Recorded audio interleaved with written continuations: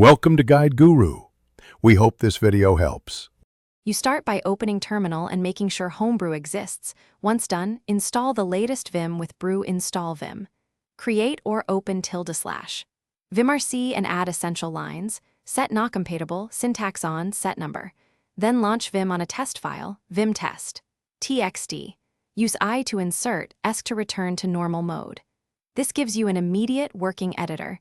Now you can edit and save. Make sure to confirm Vim version so you know you're using the Homebrew build.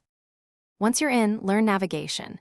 Use HJKL for fine moves, GG and G for file ends, and counts like 5J to move faster. Open splits with split or V-split and switch panes with Ctrl-W then a direction key. For searches, type /pattern and press N or N to move between matches. This speeds editing. Yank with Y followed by motion, paste with P, undo with U and redo with Ctrl-R. Make sure to practice these patterns so they become muscle memory. Finish by installing a plugin manager like Vimplug. Put its auto-load snippet in place, list plugins in /. Vimrc, then run plug install. Save files with W and exit with Q or WQ. If you open split sessions, remember to close all with Ka.